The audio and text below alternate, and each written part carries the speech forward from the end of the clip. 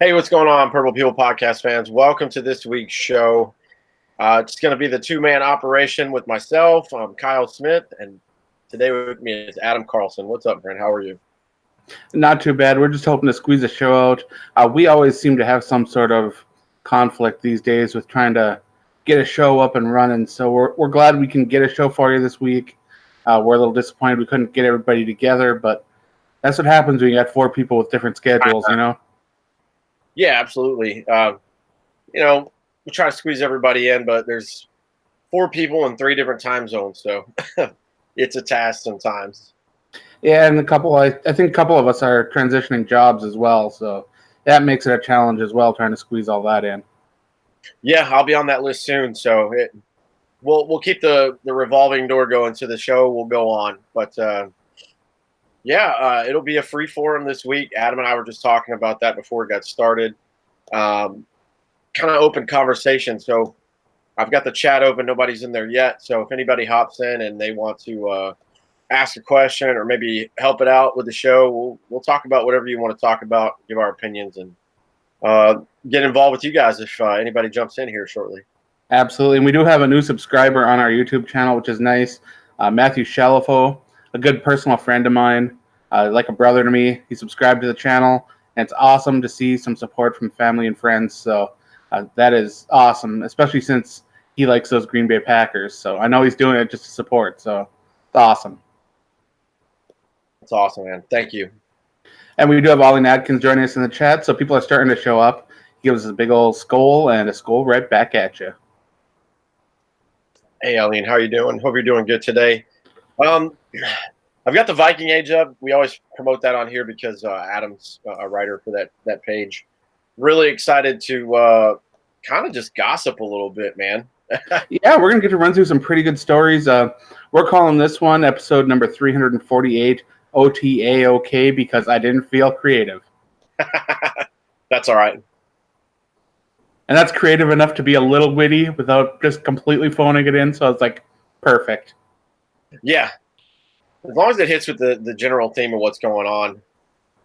I've got the Viking Age pulled up, and I've got quite a few. Let me roll through the stuff from OTAs first, then we'll talk a lot about Rudolph at the end again. Okay. That works for you. Yeah. Okay, so the first news from OTAs that went through is that Pat Elflein is working at guard while Garrett Bradbury is working at center. This is what a lot of fans and experts were expecting the lineup would look like, and it is honestly the way it should be. Elflein's been hitting the gym. He's been getting stronger to be able to hold his point of attack at the line. So you like hearing that as well. He should be more confident coming off that injury, should have more time to prepare. Meanwhile, Bradbury at center, we saw what he can do as when he was in college, and there's no reason to believe that can't translate to the NFL. So looking at the offensive line setup the way it is right now, Riley Reef, of course, holding down the left tackle spot. Then you're going to have Elflein at the left guard, Garrett Bradbury at the center. I'm thinking Josh Klein, unless he somehow gets beat out. Klein's got to be the favorite for right guard. Then, of course, Brian O'Neill at right tackle. And I haven't heard a lot of updates on Brian O'Neill as far as him bulking up or the training that he's been doing to prepare for the right tackle position this year, because I know they wanted him to bulk up last season. That's why they kind of wanted him to sit, work on technique, gain different muscle strength, and bulk up a little bit to be that anchor. But that didn't really allow to happen, but he still had a really good rookie season. So all in all, I feel a little bit more confident about this offensive line. Things are going to plan. Bradbury should be a nice key in this new blocking scheme, and I like all the news that I've been hearing about the offensive line so far. Yeah, with all five of the guys that you had mentioned, that sounds a lot like what should be the starting lineup. It just makes so much more sense.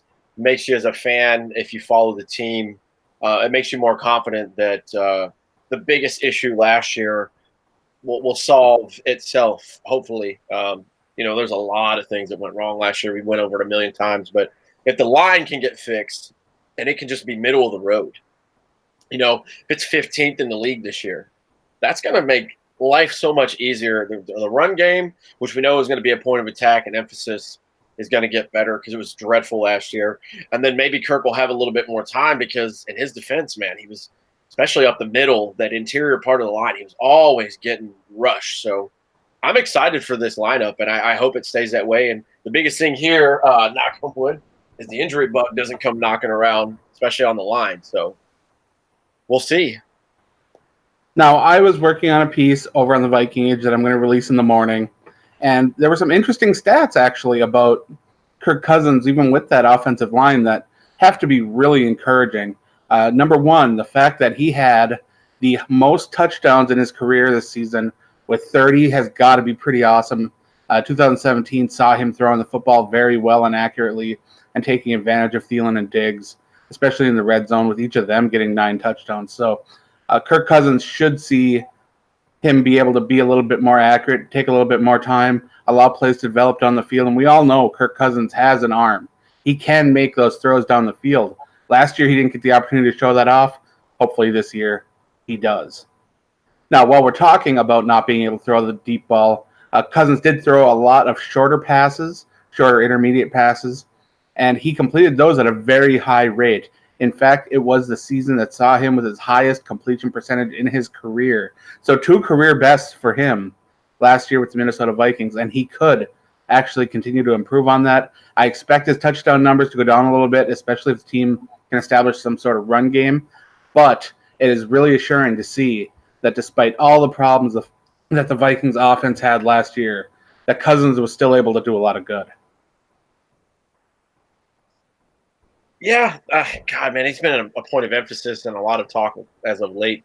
I was actually just listening to a podcast today. It's Mina Kimes, if you guys are familiar with her. She has a guy on, and I've seen her before.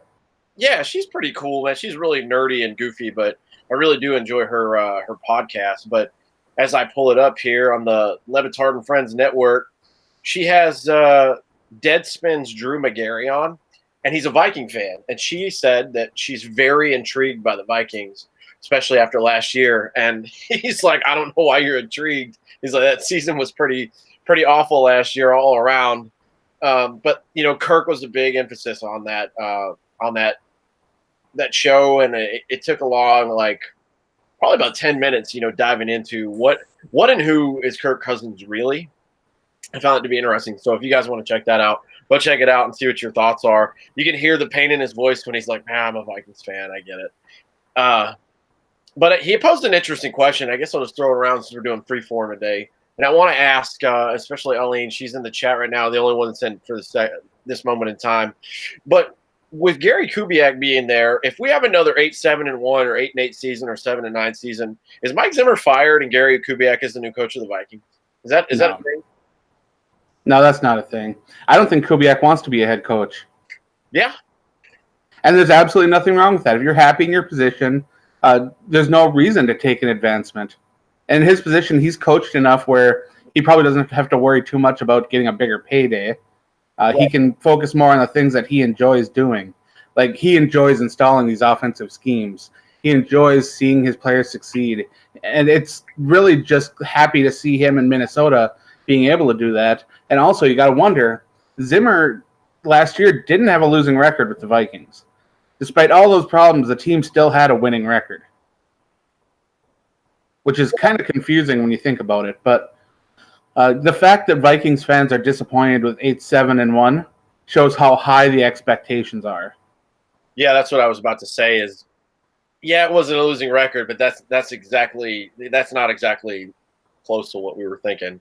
We're thinking deep playoff push like the year before, but I don't know. I thought it was an interesting point. I think Drew believes that is more heavy of a thought than what you were saying.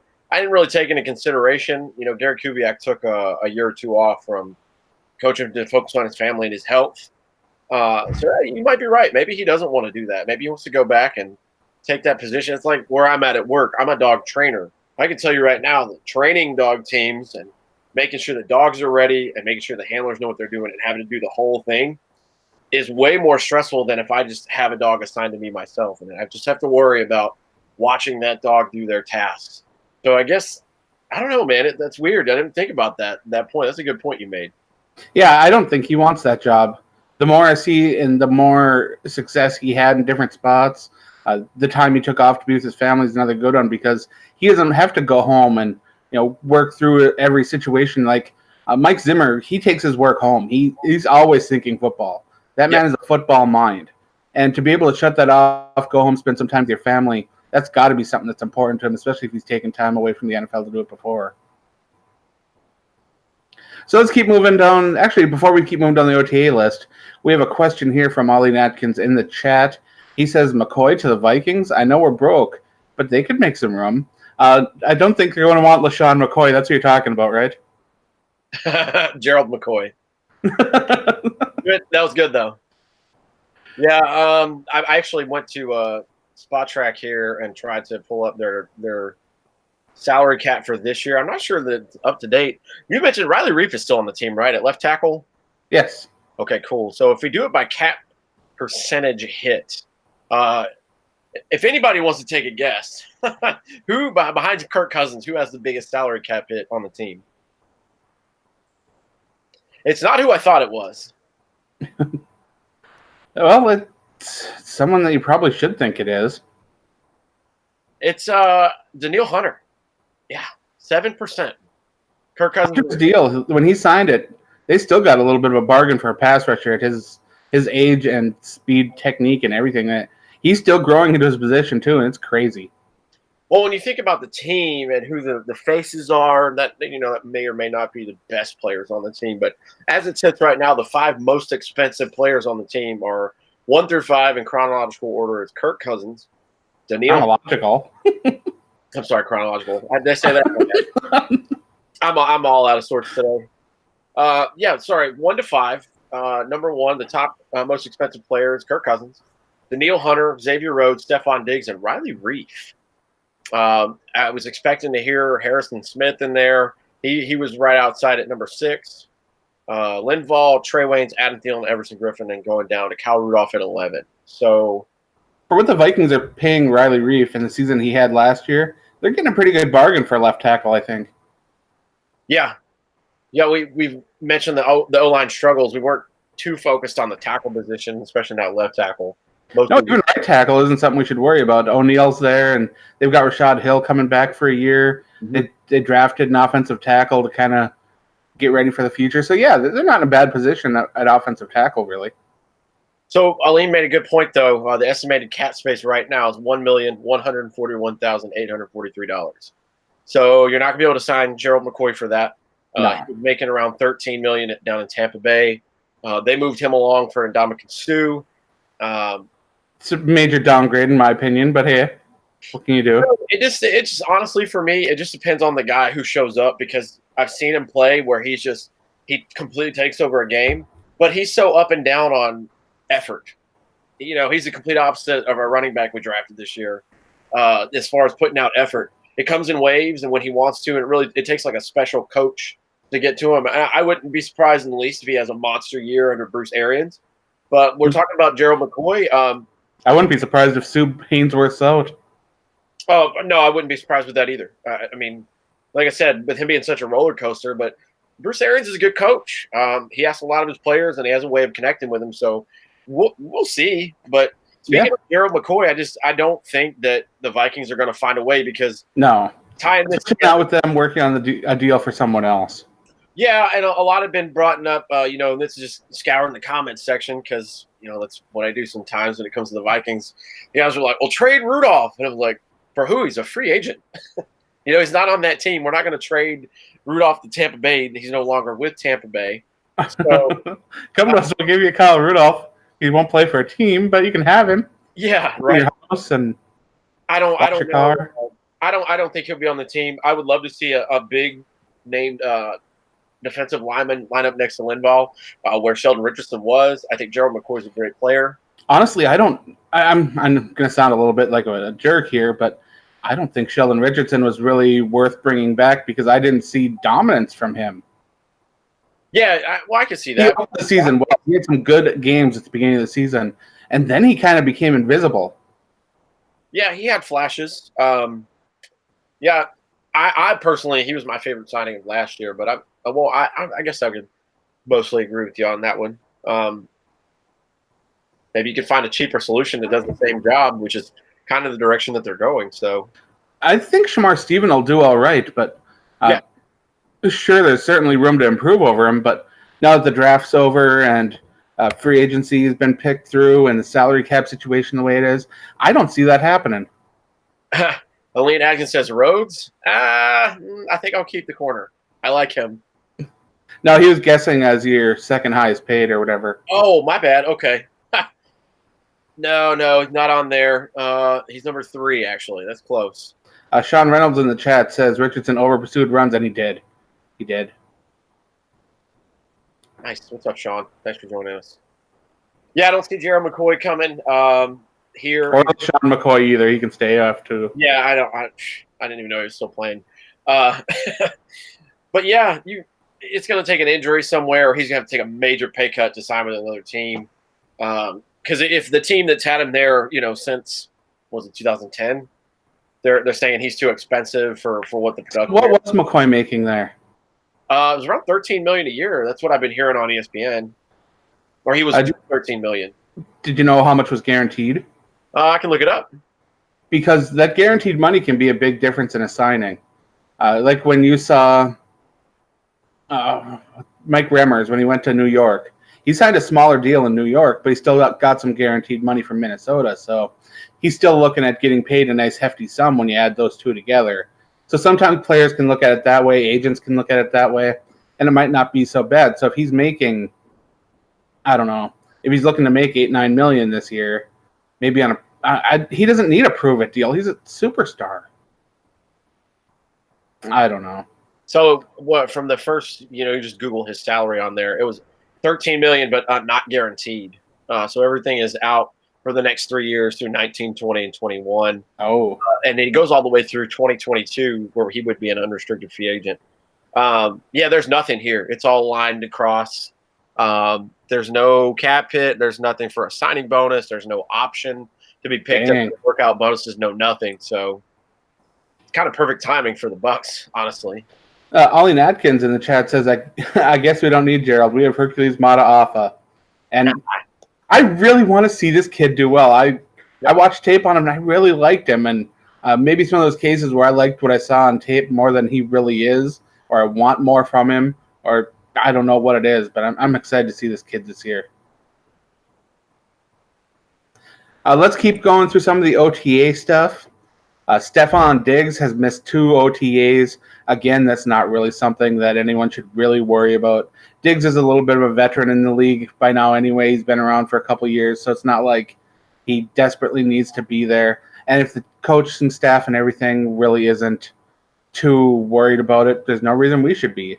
Yeah, he could miss out on $100,000 for a workout bonus for missing OTAs, but he just signed a nice big contract where maybe he wants to take a little bit of time off and doesn't care so much about losing out on that money. So you never know.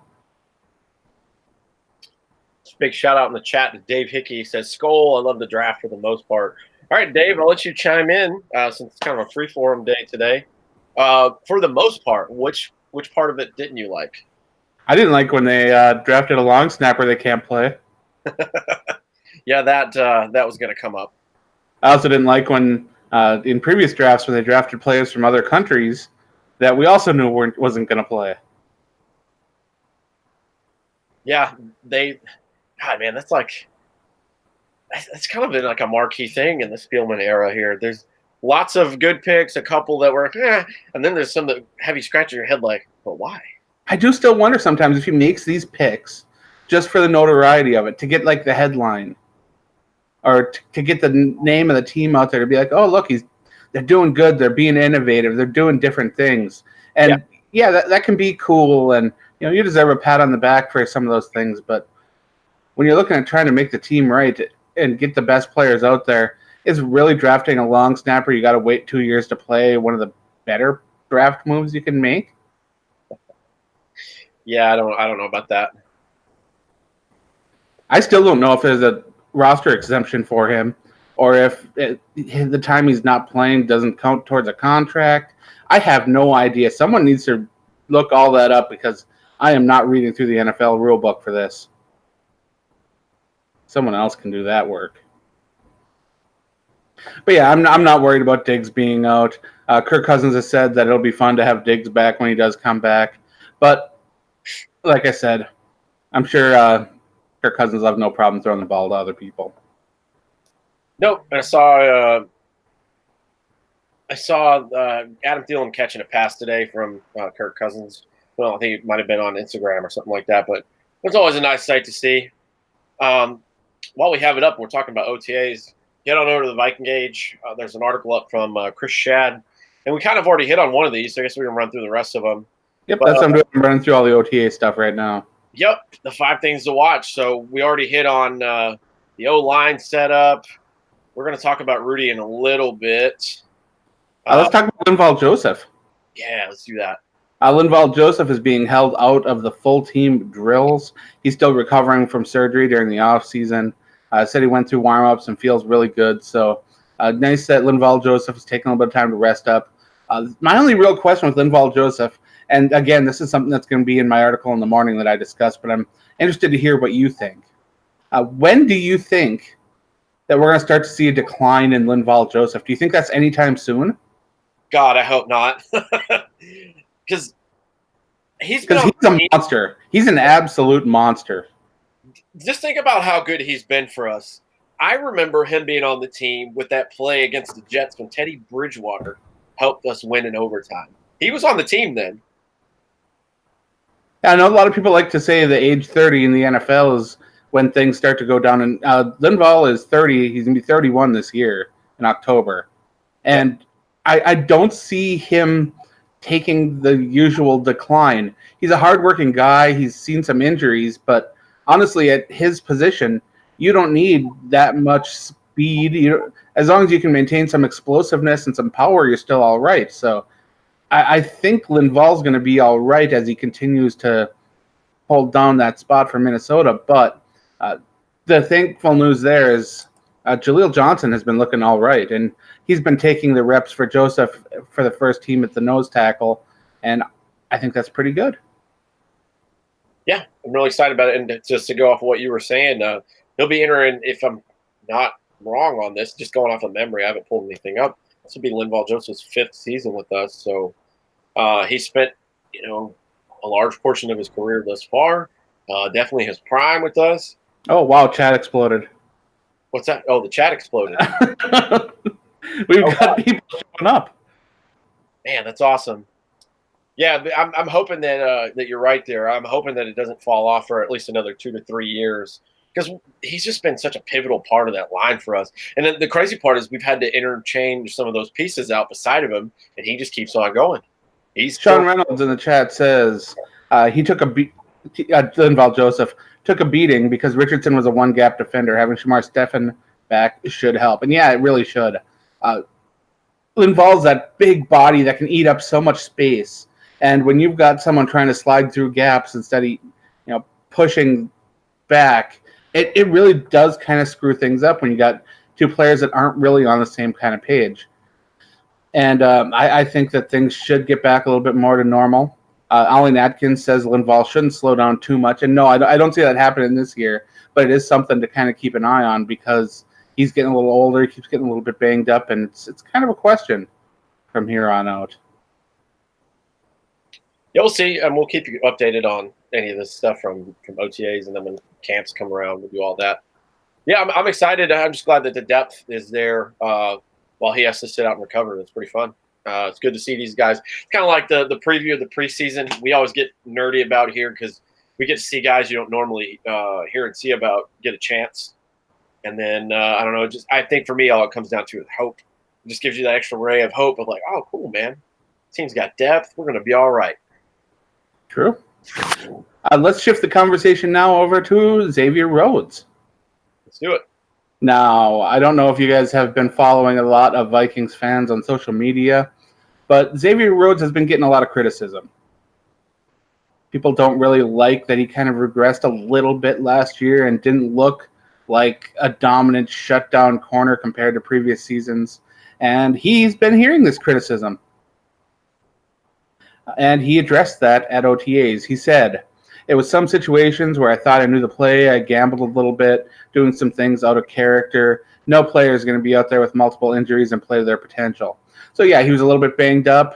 He agrees that he may have been a little bit too aggressive at times, and he knows what he did, which is what's important. Now he can work with Mike Zimmer. He can try to fix this up. And one of the major problems here is the secondary is looking a little bit different. The other aggressive player that they had in the secondary, Andrew Sendejo, has moved on, and there's going to be some question as to whether or not it's going to be that same kind of intimidation factor in the secondary the way that it was in the past. Rhodes, of course, more of a finesse player, and honestly, he does need to step back up a little bit. But with how much he was on the field last year, everything he was asked to do, all the snaps that he played, it's no surprise that he wasn't 100% throughout the season. So hopefully if the offense can control the clock a little bit more, move the chains a little bit more, the defense can stay off the field and some of these guys can stay healthier. Yeah, and the defense didn't really start clicking until about halfway through the season. And even then, in the final stretches, you play well, but you don't play well the entire game.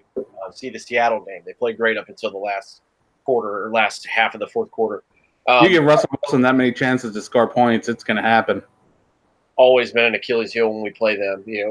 Figure that would be something that gets addressed. But, if the line plays great, the corners are going to play even better as far as the defense goes. But there were so many broken plays up the middle, and then Everson Griffin's out for a while. And I'm not talking shit on the depth at all as far as the edge rushers go, or maybe even the line in general. But all in all, it was just a bad year. People got exposed. We can't forget the Rams game last year. Anthony Barr got exposed and mismatched. So, that on top of it, it just sounds like I'm throwing out a million excuses. But like you were talking about, that on top of having some injuries too, you just have all the things start snowballing, and then it's just inevitable. It's probably not going to be what it was the season before. And that's okay. I mean, as long as the guy's healthy, he has a shot. I've seen him play, and I've seen him shut down AB. I've seen him shut down Julio Jones, Odell Beckham. I've seen him shut down the best in the league. So Mike Evans, if you make a greatest hits list of wide receivers, he's shut, I'd say 90% of them down. Yeah, absolutely. It's weird. The guys who have really good success are the middle of the pack guys, like Golden Tate or somebody like that. Like it's fucking weird how that happens. But I like it. I'm glad that he's still with us. I'm glad we didn't go around. 'Cause remember earlier we talking in the offseason about maybe him or Trey Waynes getting looked at, and there were talks about shopping him around. Man, I'm glad that guy didn't leave. Ollie Atkins in the chat believes in Rhodes, thinks that he can prove that he's still the best.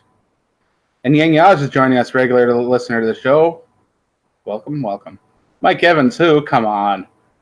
I just had to comment on an NFL.com article when they said that Mike Evans doesn't get enough respect around the league. That guy is awesome. He's a freak, man.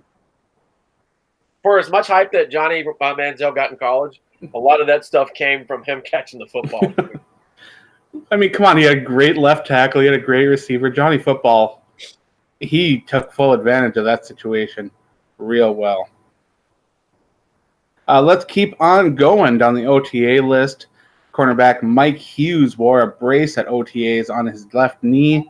He was rehabbing on the sideline. This is exactly what you want to hear from Mike Hughes, who is going to be an interesting player to watch because not only is he going to be some excellent depth in the secondary, but he may also be one of the return specialists this year. You never know.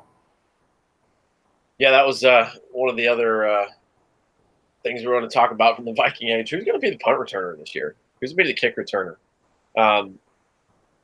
I just released my 53-man projection not 53-man projection, but my projected starters, and I've got to say those two jobs right there are just wide open. Yeah, man. Now, there is some talk about that over on the Star Tribune, where they talk about trying to replace Marcus Sherrills, and some of the options that they tried on Wednesday are Chad Beebe, Davion Davis, and Jordan Taylor. So I see in the Viking age, whoever put that down, who might be the punt returner. There's a picture of Stephon Diggs because he's done it before for us. You think they would risk that? No. I don't think so either. I'm still one of those guys that when I watch the Cardinals play and they put Patrick Peterson in on returns, it's like, no. Jesus, no. I mean, if you're a transcendent talent like Percy Harvin used to be for us, yeah, you put his ass out there because you might. And the Steelers put Antonio Brown back there. No. Oh God. Yeah, please don't. But yeah, I think by now, I think that the punt returner kind of is leaning towards Chad Beebe. And Beebe's going to be on the roster anyway. He's going to be the 4th or 5th wide receiver. So why not, right? Yeah, let him have his chance. Let him win the job. And then give it to him and say, hey, congratulations. You have earned a little bit more respect on the roster. Beebe's already a solid guy on special teams in many different parts. So having that special teams ace who can also go on the field, and Beebe made some nice catches too. So anytime you can have a player who can contribute on offense or defense as well as special teams, that's a major bonus. Well, it's funny you mentioned Chad Beebe because there's a lot of conversation on especially like Instagram. We've seen who's going to be wide receiver number 3. Treadwell's not guaranteed. I think it is because the money's going to be there. Yeah. But, yeah, who could make a splash this year as far as that position goes? And talk about Zylstra, and then you talk about Beebe and all these guys. That's a good way to start. That's how Adam Thielen got started. Start making splashes on special teams. And then who knows what that'll lead to? Because, next year, I'm assuming Laquan Treadwell's not going to be with the team. You make a splash in the special teams game. You show a couple of times where you pull a Jarius Wright and catch a clutch third downs and be like, hey, we should probably keep this guy. He was a major contributor in a lot of places last year. That's what I hope happens with these guys. I mean, I think at least everybody here in the chat at this podcast, and me and you as well, we're always rooting for those guys because we've seen it come full circle with Adam Thielen. But I believe in these guys. I think they could do it. Ollie Adkins is picking Jeff Bidet. Another good one. And considering the Vikings kind of put a little bit more money down to keep him from going to the Jets, kind of shows that they want him around. Poor Jets. I'm not mad at I don't feel poor about the Jets at all. Those poor Jets. The poor Jet. No. We'll extend that sentence. Poor Jets fans. I feel no sympathy for their organization at all. Oh, man. My last hit from OTAs, free agent quarterback Sean Mannion has assumed the number 2 quarterback role behind Cousins, followed by Slaughter and then Jake Browning. Is it weird that out of all those quarterbacks, and I know I'm going to get a touch of hate for this, that I like Browning the best of all the backups? And he hasn't even taken a snap in a preseason game, in a regular season game, nothing. He just got here. There is validity in somebody being angry with you about that. However, we have a lot of Slaughter fans. If it comes down to, yeah, but I mean, I like Kyle Slaughter as much as any other Viking fan, but he's doing it against third-string defenses in the preseason. Get the fuck out of here, man. Like, if it comes down to Kirk Cousins towards ACL, and we're fucked either way. So I really, I don't care. I don't care who it is. You can just throw it a dartboard and just be like, all right, well, we're mailing it in. Last year I had no faith in Trevor Siemian. Yeah, I mean, well, this year I have no faith in Sean Mannion. All 3 are a major upgrade from that guy. He was so bad. Oh, what was John Elway thinking? Whew. Yeah, these backup quarterbacks, I really hope that either Slaughter or Browning can jump over Mannion during preseason and just outplay him so bad. Then again, I thought Slaughter outplayed Siemian, and Siemian still was the backup. So what do I know? I think it had to be name recognition. They couldn't have saw something on tape that we didn't see. I don't get it. And the money, I'm sure they paid him a little more. So like, you'll be our number 2. Why would you want a backup quarterback who's never thrown an NFL touchdown? I don't know. Like I said, I still don't know what John Elway was thinking by taking that dude. He was so bad. I want to have faith in Sean Mannion, but I just... How can you? That's all I've got from OTA observances. Do you have anything else you want to chat about a little bit before we jump into the main topic? I'm not seeing anything that we haven't already covered. So, no, that should be it. Well, Michael Floyd signed with the Ravens, so that's a thing. Oh, congrats. That did happen. Let's see. I think that we do have to talk about. We had a Vikings receiver go to the Panthers, right?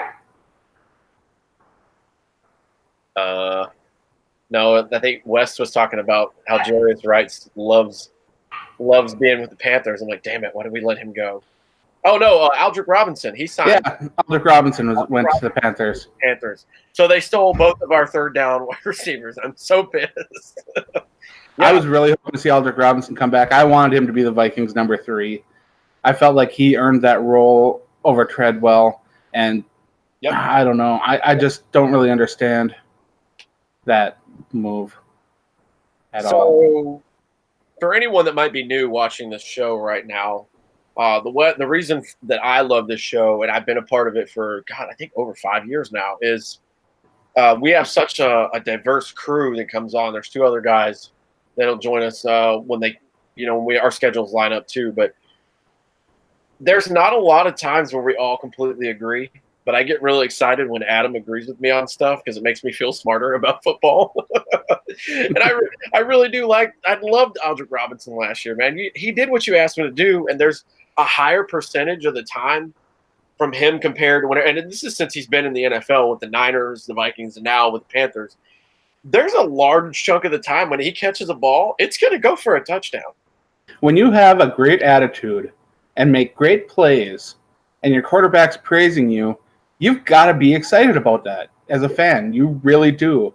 And to see Aldrick Robinson not get a deal to come back to Minnesota, even with the salary cap situation, and then see them sign Amir Abdullah back? What? I don't like to question Rick Spielman too much because he makes a lot of personnel decisions that are really tough. But I think that bringing back Abdullah and letting Robinson walk is a mistake. Yeah, and keeping Laquan Treadwell as well. No, I'm just kidding. We won't hit that one over the head. We said it a million times, but I think we all agree that this is Laquan Treadwell's last year. They declined his 5th year. Yeah. I don't think there's a whole lot he could do to prove that he is worth the Vikings bringing back. So he's a dead man walking this year. Yeah, and that's not really fair to say, but I think it's true. Well, yeah, and I essentially said a couple weeks ago too. He could have the best season ever by a wide receiver. I still don't think they keep him. I don't understand what he would be able to do to stay. But yeah, it's just a little mind-boggling because what they're trying to do, and I feel like they had this same mentality with the O-line for the last 2 or 3 years. They're trying to do it as cheap as possible when it comes to wide receivers 3 through 6. They're just trying to figure it out and be like, we're good up top. We'll just plug and play guys in there. You had a solution there. And not only that, man, think about this for one more second. We had the 1, 2, and sometimes 3.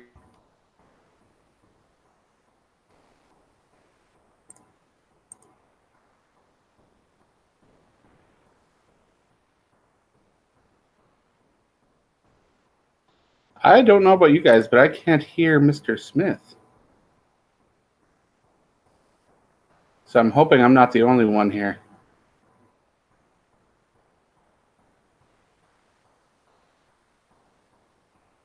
You guys in the chat, please let me know if you can hear Mr. Smith because I cannot.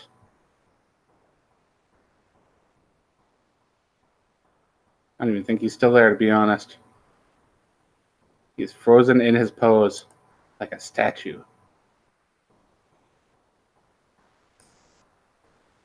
Okay, good. At least I'm not the only one. We've been ripping on Laquan Treadwell for a while here, and it feels like it's not really fair, but we know that he's been working on his craft. We know that he's been working with coaches and doing a lot in his time off. But so far that hasn't translated into anything on the football field or really around the football field as far as things go. I'm really starting to wonder how much patience they could have because this 4th year, I don't know. I think all the Vikings are trying to do is to build him up to have a decent year, to get a contract, to get a better compensatory pick. And if that's it, then it's kind of sad to keep him around and hold back another player trying to make a name for himself or earn a roster spot. So that's not really fair. Can you guys hear me now? There you are. Man, I could still hear you and everything. I was I was freaking out. I was like, I don't know what happened. Well, I'm glad that went awkwardly, but not super awkward. So worked out all okay. Yeah, I heard you talking about all the wide receiver stuff. In a nutshell, what I was saying was I feel like they were trying to mail this in like the O-line the last couple of years and just trying to figure out a way to do we'll figure it out. We have it. But think about that lineup, like I was saying. We could have had Aldrick Robinson, Kyle Rudolph, Irv Smith Jr., Adam Thielen, and Stephon Diggs as your pass catchers this year. It's pretty good for what I think. Maybe I'm being biased, but overall, I would say that's probably top 5, top 7 in the league. And that's not going to happen because they decided to go with the young need to prove it guys, which I see potential in. But congrats to Aldrick Robinson for going down there. He'll team up with the former Vikings Captain Munnerlyn and Jarius Wright, and I wish him well. Sure we'll hear his name a couple times on some Sundays because he was awesome. Yeah, I'm trying to find what the Panthers are going to be paying Aldrick Robinson, and so far there's no real numbers out, so I'm kind of confused on that. I'll look for that as well. But what can you do? Yeah, over the cap, spot rack, nothing. So let's start talking about Kyle Rudolph anyway. Okay. So Kyle Rudolph spoke to the press, and it's been acknowledged that the Vikings have offered him a contract extension. It wasn't said that it was the 5-year deal that was floating around or anything like that. But he said that two sides are still working to hammer out a deal that would keep him in Minnesota. Of course, there's also the rumors that he said that him and his agents are saying that he's too young to take a little bit of a deal to stay in Minnesota, which, again, is something that I scratch my head about, considering the fact that he's been kind of overpaid for his production in the last couple seasons. And we've seen jokes about his ability to break tackles and get yards after the catch from fans for several years now. But it's going to be different to see him instead of Irv Smith taking a lot of snaps as Irv continues to grow and develop as a player. I don't expect a big amount of plays from Irv this year, but Kyle Rudolph should be able to help him out in a good way, and that's one reason why Irv Smith did say that he hopes Kyle Rudolph is around to watch and learn from him, because let's be honest, he's a Pro Bowl player. Kyle Rudolph is, and having him around to learn from could be a real value. Yeah, this whole Rudy situation has just been really weird. If I'm being honest, it's just been really weird. There's a part of me that wants him to stay. He's familiar. He's a good guy, most of all. First off, and most importantly, he's been a team player pretty much the entire time he's been here. If it's for the betterment of the team and they can get either good draft compensation or a different player or free up the cap, I'm okay if he goes somewhere else. I know a lot of people online. It's crazy how fans change like the weather, man. There's a lot of people that are just like, oh, he said he's too young to take a pay cut. He's a douche. He's not a team player, blah, blah. And it's crazy how quick they'll erase all the good and all the memories that quickly over something so petty like that. But if there was a betterment for the team for a deal that they really couldn't walk away from, sure. I know that there was talks that the Patriots have inquired about him to kind of fill the void where Robert Gronkowski had left last year and retired, or this season rather. But I don't know, man. I like what you were talking about for him to mentor. He's a good leader on the team. He's the man of the year, Walter Payton man of the year for us. And I don't know. It'd be weird to see us without him. But as for right now, it looks like they're in extension talks, and who knows? I hope the number goes down. So let's say that you are another player on the Vikings roster. Let's say, for example, Eric Kendricks, who just restructured his contract to get a little bit more guaranteed money and lower his cap hit to help the team.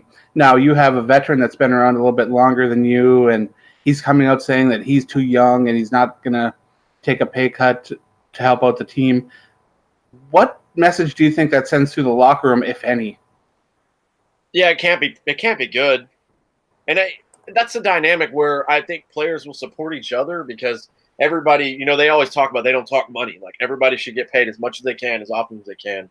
But yeah, there got to be guys that talk, especially the younger guys. And like, well, shit, I saw Kyle Rudolph do that. Maybe I'll do that. You don't know if it has an influence. You don't know how that's going to set well with your team, especially if he goes out and has a shitty year this year too. And they're going to be like, yeah, man, you didn't want to take that pay cut, but you don't want to catch these balls either, or throw these blocks or whatever. Like, bad look, man. I think it sets him up for a lower floor than a higher ceiling with that kind of stuff. You know what I mean? The bigger potential for a disaster, which I never thought I would associate with Kyle Rudolph. And it's not like Rudolph's been on fire lately. He dropped some key passes last year. Yeah. A wide open touchdown, some first downs. I don't know. I don't think now is a good time for him to be making demands. Yeah, that was a weird I hate to say this term. I've never said this out loud before. It was a weird flex by his camp. But I don't know. I'm totally in agreement with you there. I don't know really what the standing point could have been for that, based on last year, because it's a what have you done for me lately league. But I mean, we'll see. He's probably going to end up staying. I don't think that anyone's going to trade for him unless it's something that the Vikings can't refuse.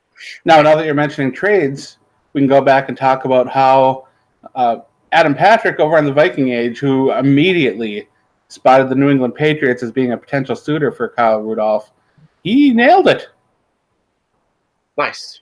Apparently, the Patriots did reach out to the Vikings about Kyle Rudolph's services, and things just didn't work out. But there was interest. Yeah, I don't know how I'd feel about that because you guys all know that as soon as he goes over to the Pats, he's going to have a career year and make us look like fools because that's what New England does. That is what New England does. Yeah, God, that's so bad. Let's think talking about Gerald McCoy earlier. I would not be surprised for the Patriots to tell him to say, "Hey, come in here for the cheap deal and make your way to the playoffs and the Super Bowl with us. We'll let you ride on board for a cheap ticket." Well, let's be a little bit honest too here. Tom Brady can make almost anyone look great, and when he gets a good to great player, he can make them look amazing.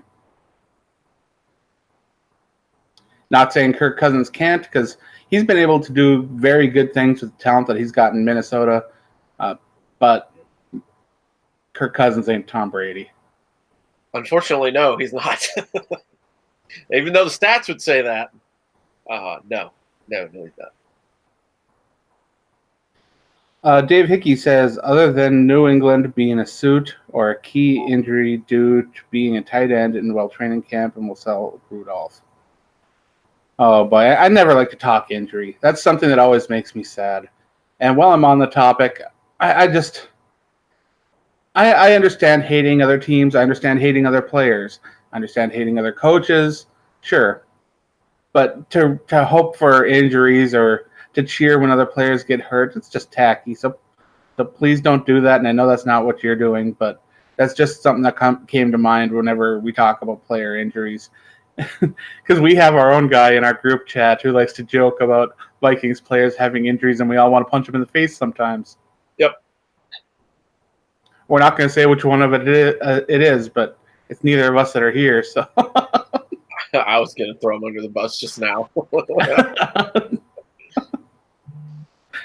Let's see. Ronnie Hippie's here, and he says, looking for a great 2019 season. This is just the beginning, but can't wait for the season to start.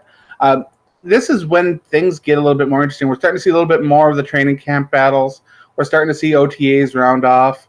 We're starting to get a look at what players are going to be in what positions, who's getting a look where. It's kind of an exciting time when you're a hardcore fan to see these little pieces falling into place. And yeah, preseason is fun because you get to see a little bit of the results of that. Regular season is amazing because you get to see a little bit more of the polished product. Yep. But it's kind of fun to see that it all developing over the year, see how the new pieces fit, and just to see what works and what doesn't, and who's going to step up and who isn't. I love this time of year, and it's so much fun. I'm glad I live in St. Paul, where I'll be able to catch some of the practices this year. Yeah, we nerd out on this stuff. It's crazy to think, but we're already halfway through May. Hell, we're 2/3 of the way through May June's going to be here. July's going to come right after that, and then August preseason starts. So we're almost there, guys. Yeah, it's creeping. Corner. And we're going to have a lot more information. And so far, there have been a couple big injuries too around the league just from OTAs. We've seen some torn ACLs, we've seen some knees, we've seen some ankles. We've seen players going down. And so far, knock on wood, that none have been from the Vikings camp. The Vikings are still just kind of healing up from their own surgeries and injuries and stuff like that. So if the Vikings can stay healthy, could be a really exciting 2019. Yeah, let's not talk about anything. Oh, man, I really want to throw this person under the bus in our group chat. I don't want to make everybody hate him. And all the people that watch the show don't want to hate this person. You can do process of elimination. There's only 2 other hosts. But the one in Iowa. So, no, yeah, I don't want to think about injuries. Every time any kind of injury comes up, the most recent stuff that stings, I think about Teddy Bridgewater and how much of a devastation that season ended up being, especially with all the hype. I feel like there's always hype on this team, like every year, hype, and then something happens to just completely ruin the dream. But I don't want I just want a fair shot, you know. The Redskins have already had it. Reuben Foster came over from the 49ers. He tore his ACL by stepping on an offensive lineman's foot the other day. So it can happen to anyone, you know. At any time, too. Contact, non-contact. We're talking about sickening. And we're talking about crazy injuries. Like, think about it. The miracle season 2 years ago. Sam Bradford comes out and plays the game of his life. And we don't see him. We see him for like one half. A couple weeks later, the rest of the season. I didn't even see him get injured in that game. I still have questions on what the hell happened. You know what I mean? So, yeah, it's just I don't want that to happen with this team. I want them to get a fair shot so there's no excuses and we can just be like, okay, we suck. We weren't good enough. You know? Yeah. The thing is, in that locker room, too, and when Coach Zimmer sits down at night, he isn't thinking excuses. Not at all. He's not. Yeah, he's not the guy. He is not an excuse guy. He's not someone to say, oh, well, we'll get him next time. I'm sure he'll tell that to the media every once in a while, but you got to believe that behind closed doors, that's not the way it is. Yeah. I ran through everything I really want to run through. Do you have anything else you want to chat about? No, not really. Not too long of a show, but we wanted to hit up the recent stuff. There's a lot of OTA talk. There's a lot of question marks around Kyle Rudolph. We hit on that. We're probably not signing Gerald McCoy, so let's just end it there if you're good with it. We're both still excited about Madison. What's that? We're both still excited about Alexander Madison. Oh, God, I can't wait to watch this kid play. If there's anybody that I believe that could come in from a previous player of the season before and fill right in from where they were and not really see a drop-off, it's Alexander Madison replacing Latavius Murray. And I love Latavius Murray. I was super happy that he helped us out for the 2 years that he did, or 3, I don't remember how many, but I'm super high on this kid. I really hope. Yeah, I've been crossing my fingers on this ever since I watched my first tape on him. I hope the Vikings look for a way to have a time split between him and Cook to keep Cook fresh, keep Cook healthy. And we've seen fans who have watched the videos on Madison, they have seen the durability, the number of snaps that he took in college, the way that he's just a player that can be a bell cow running back. So giving him a heavier workload isn't something that's going to be devastating to him. He's built for that. So I hope that they find some sort of balance there because Minnesota doesn't need to have Cook out there on 70% of running back plays. They really don't. If they can find a way to balance it, keep the health, keep the defense guessing, I think that is just going to be the best. You guys feel free to roast me in the chat for just mentioning this being something new, but I recently, in the last 3 seasons, figured out how important play action was, what it consists of. You get the running game going, that play action opens up, and guess what Kirk Cousins is really good with? Play action. So good. So good at it. So I'm really hoping that we bring back the running game.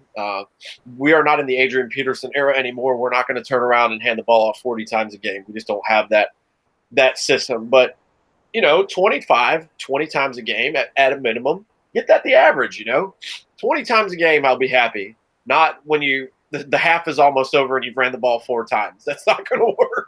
If you don't get at least 25 carries between Cook and Madison, something's wrong. Yeah, for sure. That's the way I see it. And I think that's the way that the Vikings offense is going to run this year. So hopefully that's the case. We ran through pretty much everything. So I don't think that there's much else to really talk about. We haven't had really any other questions in the chat. So things work out pretty nice that way. I do want to thank everyone who joined us in the chat. It's awesome to have you guys here to talk about football with us. We love doing this, and we hope that you guys enjoy joining us as well. Social media, you can chat with us over there. We still have our top fans, and hopefully we'd like to see more of you be top fans, especially those of you who we know are top fans. Go get your badge. Go comment a lot and do your thing. Get that badge. We want to give out a bunch of badges, so go get them. I have a couple of things to add. Ronnie Hippie's in the chat. Very, very nice words. Looking for a great 2019 season. Can't wait for the season to start. We've been really lucky on injuries. And he also says, thank you guys. Hopefully I can catch up with you a little earlier next time. Hey, we'll try to get it out at least an hour or maybe even before when we know we're guaranteed the next day to do a show. Thank you so much for those kind words, Ronnie. I appreciate it. It's a bit of a week for me. I'll throw out Kyle West, even though we're not here. Kyle West is not here with us this week. He's working. He's got the second shift for most of the week. He does a movie podcast called Shut Up, I Like This with him and another friend. It's really cool. I've listened to it a couple times. Those guys are awesome. You should check that out. Support their work. As soon as they do Ghost Shark, I'll give it a listen. Yeah, Adam's going to lobby for that until he dies. So the odds are in your favor. For me, it's an emotional week. This is my last week on this internship I've been doing here in North Carolina, in my home state. I've got the shirt on right here. If you would be so kind, if you listen to this on any platform, go to Facebook and Instagram if you have it. If you don't have both, go to either or, whenever you have. Just follow NCK9, like North Carolina, NCK9 LLC. I've had a great time learning how to train dogs from scratch. We sold a bunch of police dogs, passed a bunch of handlers in this course. We've done a lot of pet training. It's been a really, really good experience. And, I'm really grateful for the opportunity. So I want to do my part to promote their business. And thank you guys for anybody that gives them a like. I really appreciate it. Speaking of a little bit of promotion, I got a little bit of promotion to do as well. Over on the Viking Age, which we've talked about before. Lots of great content over there. I'll be dropping another nice big article this morning.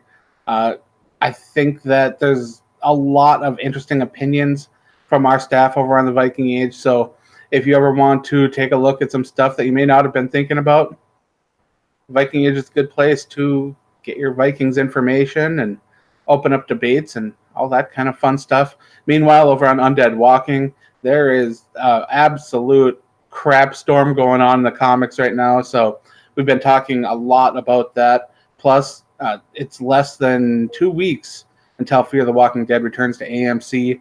So there'll be a lot to talk about there. And as well, there's going to be that third show that's coming, as well as the movies from AMC about The Walking Dead. So if you like zombies, now is a really good time to be a fan of zombies.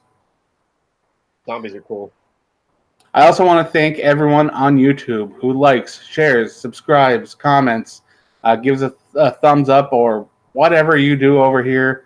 I appreciate everything that you guys do for us on YouTube, Facebook, PodOMatic, Stitcher, iTunes, I don't know. Anywhere you can find us. I appreciate you interacting with us, listening, and just having a good time, because this is more than just our show. This is you guys' too. We are all fans. We're in this together. So thank you to all you guys. And finally, I guess now's the time to say it. Stay classy, Minnesota.